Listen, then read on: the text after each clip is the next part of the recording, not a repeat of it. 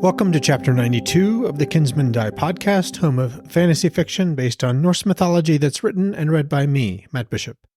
In this podcast, I read my first novel, Kinsmen Die, one chapter at a time. And with each episode, when it makes sense, I provide some commentary about the source materials I've referenced in the text. This week, we're back with Loki. The last time we were with him was Chapter 47, when he'd been with the Skrymir in the tunnels and caves deep below Utgard. Let's rejoin him now. Chapter 92, Loki. Loki worked his jaw. His ears popped as his hearing returned. He rode the hall's roof, tucked away in the shadow of the spread-winged eagle set above the door. When he saw Goldtooth again, he would ram that horn of his so far up. He peered down at the huge crowd gathered below, but he needn't have worried. No one was looking up.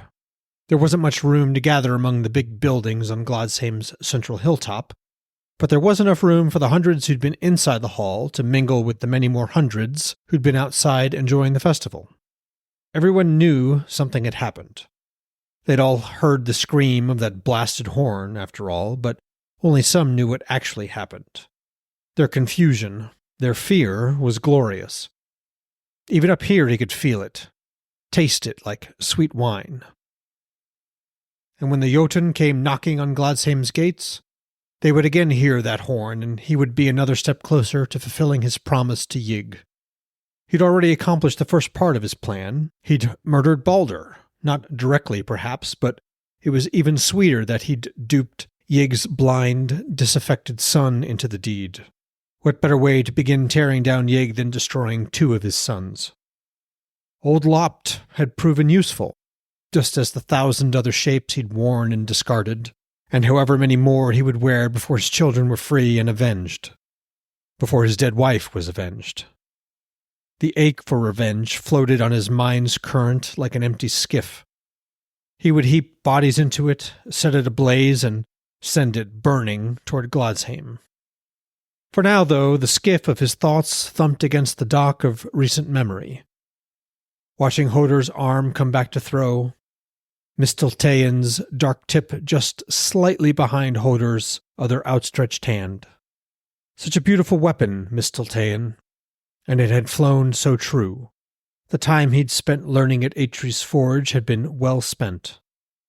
The skiff of his thoughts drifted away from the imaginary dock. Caught in the eddies of memory, he saw again the shock on Balder's face as he stared down at the length of wood sprouting from his chest before he toppled over, dead. How he hated that perfect son of the imperfect father. Loki's children had been cast out long before they'd had the chance to thrive in the sun, all because those filthy, scratching hens spoke against them. And his brother, by their mutual blood oath, had listened to them. He forced his jaw to unclench. Rage and hate were fine, but not now. He had to remain calm, clear-headed. There was much more to do. Easier thought than done, as the skiff of his thoughts spun in the current of his rage, and he glimpsed Frigg rising, eyes widening as she realized that something in her hall was very, very wrong. It hadn't been easy crafting a spear almost entirely from mistletoe, but he'd had 100 winters to practice before he'd needed to hack the heart from Balder's mistletoe. The trickiest part had been making the wooden blade look and feel like sky metal to a blind warrior's hands. But oil, paints, inlays, and those Jotun runes cut by Vafthrûdnir had done the trick. Now the skiff of his thoughts drifted further out into the sea of his memories. Dark coils undulated beneath the surface and lifted from the sea, black scales glinting in Moni's cool light. In this memory, froth streamed from the heavy horns on his son's massive head. His jaws parted in what only a father or a mother's eye could tell was a sleepy smile. The yellow snake-like eyes, bigger than a shield, blinked slowly and sleepily, and as Ygg's charm took hold, sagged shut. There'd been no hate in his son's eyes, no anger, unlike his mother, whose gaze flashed like a storm every time she looked at Loki. Just sadness. As Jorm slipped beneath the waves, Loki had wept in rage and fury and hopelessness, and then leaped overboard, becoming a sea snake himself, and following Jorm down and down and down until his son's immense coils, he was longer than 3 longships at that time, slumped into the sea floor like a ship's anchor rope cut free. And so Ygg had taken Jorm. And this night, Loki had taken Balder and Hoder in long overdue repayment. Soon, Jorm would be fully avenged and freed from his long sleep. He would make sure of it. Through that memory, another place arose, a rocky island, long white beaches, thick green forests, and cool, wet air. In the center of that island, his second son, the great wolf, struggled against the long thread that bound him to the yellowed knob of Ymir's ancient bones, fixed with Ygg's seidr into the island's rocky spine. Fenrir pulled continually against the thread he'd been duped by Tyr into accepting around his neck. Blood ran through his thickly matted fur, joining older, dried blood. A howl rolled like a river from his son's foaming jaws. Only an unquenchable thirst for revenge stopped Fenrir from removing his own head, because that thread, thinner than a fish's breath, would never slip, nor break, nor otherwise part. Atri and his sons had crafted it, after all. Fenrir would be avenged. He would make sure of it. Loki clenched his fist. He was tempted to strike now. He could probably take Goldtooth unawares and kill him, given all the confusion. He couldn't risk it. Goldtooth would die, but Ygg must die first. And Ygg wasn't here, nor did he know where Ygg was. So instead he glared up at the moon, a morsel dangled over the teeth of the eastern mountains. Just one more memory to dwell on, then. A cloud drifted across Moni's face. Through some trick of his mind, the cloud's soft, puffy lines withered, becoming instead the harsh lines of a corpse long in a barrow. Slowly, deliberately, the cloud turned toward Loki. Half of it untouched, pale and whole, too much like his dead wife's visage.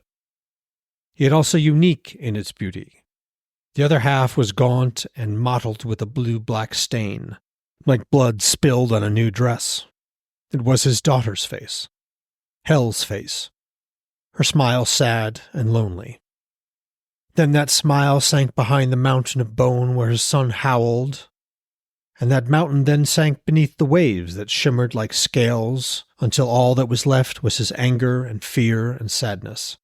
Loki shuddered with a bone-deep chill that had nothing to do with the night air. "Soon," he whispered to the night. "Soon," he promised the folk below him. "I will set such a fire that the heavens themselves will burn." Well, folks, that was Chapter 92 of Kinsmen Die. I hope you enjoyed it. So, Loki was lopped. I wonder how many of you guessed that. I'd actually really like to know, given that this was my first novel, and I've really no idea if I pulled off this bit of mystery. Lopped is actually one of the names given to Loki in the myths. Loki has been lopped from the moment we met Lopped in the book, and figuring out how to arrange Loki's timeline so that he was available to dupe Hoder was challenging. The spear Misteltein, that's just the word for mistletoe in Old Norse, was, I thought, fitting even if it's kind of on the nose. In Chapter 62, where Lopt gave the spear to Hoder, Lopt said something along the lines of, "Every weapon has a name, you'll learn this one's in time."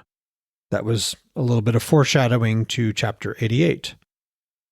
Also in Chapter 62, Lopt referred to the spear as shaped from a golden bough. That's a reference to the book The Golden Bough by Sir James Frazer. In that book, the golden bough refers to mistletoe and the myth in which Balder is killed. The only thing that could kill Balder was mistletoe because his spirit was hidden in it. Loki has had experience with Svartalvar smiths. When he shaved Sif's head, that's Thor's wife, Loki was forced to journey to the Svartalvar and replace her hair with threads made from gold.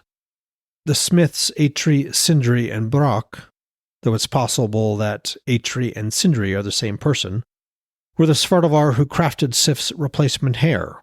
They also craft the weapons used by Odin and Thor, thanks to Loki. It wasn't much of a stretch then to have Loki learn from those smiths, since he could just shape change and return as an apprentice. He learned woodworking in a similar way from Alvar shapers. The Alvar are the ones who crafted the wand Odin used to move through Yggdrasil. As for the rationale for murdering Balder and duping Hodr to do it, this is all from the myths itself.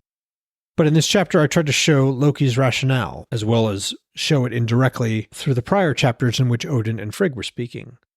But in this one, it's pretty clear that Loki hates Odin and wants to destroy him and all Odin built, in the same way he believes Odin destroyed Loki's life. In the myths, Loki is usually considered a trickster, and while tricksters usually range from perpetrating pranks and jokes to malicious acts, it seemed to me that murdering Balder and, more than that, which I'll leave for a future episode, went beyond just cruelty. Loki had to feel betrayed by Odin and the Aesir for him to pursue such drastic action as embarking on what he did to Balder and Hodr, and what he's going to do in the future. The exile of his children and the death of his first wife were obvious turning points for Loki. In writing this book, I was, and still am, concerned that Frigg and Odin turning a blind eye to Loki's involvement was perhaps myopic on their part. I tried to obscure Loki's involvement by introducing both the spirit beneath the well, who does have a name and will play a part in future books, as well as the witch Yelena. I'm not sure if I pulled it off, but I'd love to hear what you listeners think. Next week, we're back with Frigg for the final chapter of Kinsmen Die. Until then, if you have the time and inclination, please rate or review the podcast. That helps boost the show's visibility, as does sharing it. As always, I'm going to read from both the Bellows and Larrington translations of the Havamal, the sayings of the High One, Odin. Bellows, verse 92. Soft words shall he speak, and wealth shall he offer who longs for a maiden's love.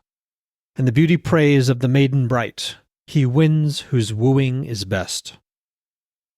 Larrington, verse 92. He has to speak fairly and offer precious things, the man who wants a lady's love. Praise the body of the radiant woman. He who flatters, gets. Thanks for listening.